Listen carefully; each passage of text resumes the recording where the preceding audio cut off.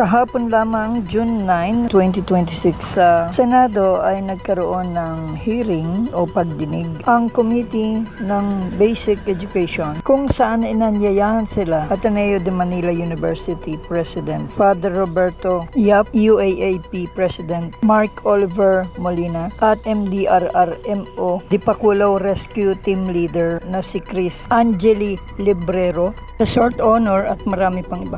At tinalakay sa nasabing pagdinig ang insidente ng pagkalunod ng dalawang Ateneo Blue Eagle student players, athletes na sina Rene Claire Baterbonia at Nigerian na si Divine Adili na parehong namatay noong July 8, 2026 bandang alas 3 ng hapon sa isang beach sa barangay Lipit, Dipakulaw, Aurora sa kanilang ginagawang team building activity. Kasama sila Coach Tab Baldwin at iba pa ng nasabing Ateneo team. Inalam din ang maaaring suhestyong hakbang para sa patuloy na kaligtasan ng mga estudyante sa bawat paaralan. Ang nasabing pagdinig ay pinangunahan ni Senador Bam Aquino, Senate President Win Gatchalian at Senador Bongo. Dumalo rin si Ginoong Francisco Subia III, owner ng beach resort na Hermanos Leisure Farm and Surf Camp na tinuluyan ng mga nalunod at ng mga kasamahan nito. Kinunan din ng panig ang mga kagawad ng MDRRMO Dipakulaw sa nangyari na insidente ng pagkalunod at ang kanilang ginawang pagresponde at pag-revive.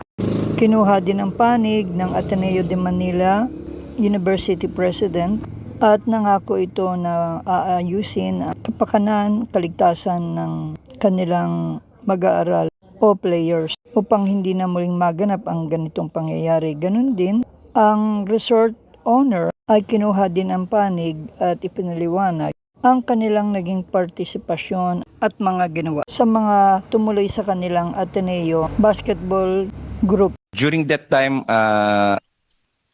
medyo normal lang po, mababa lang po yung mga alon. Hindi ko lang po kung anong yung time po na nangyari, kung meron pong unusual na waves po na tumama po sa ating mga players. From 2022 po, including po kay Baterbonia at saka kay Adili, meron na pong 7 nalunod po doon and 2 near drowning incident.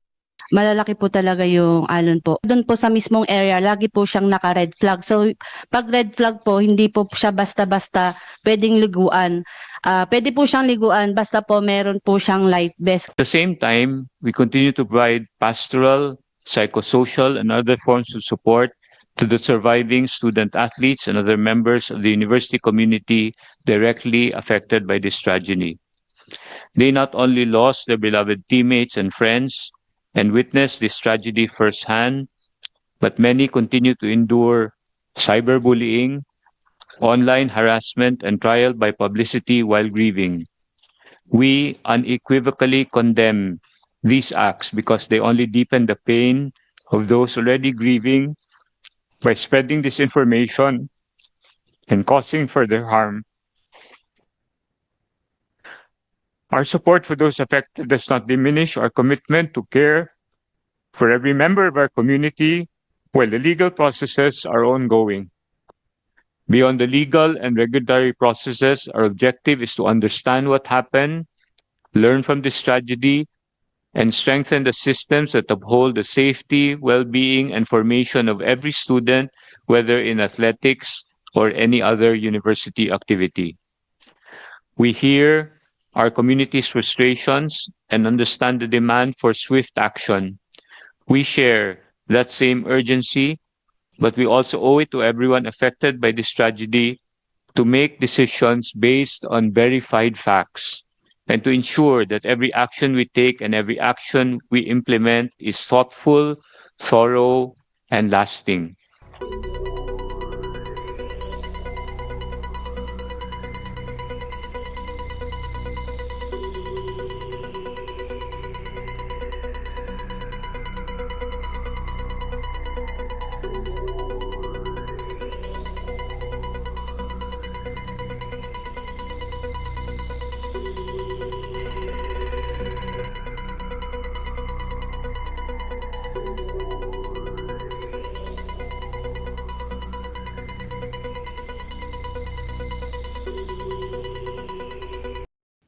Hinahanap niyo ba yung mga masasarap na bigas na ihahain sa inyong hapagkainan?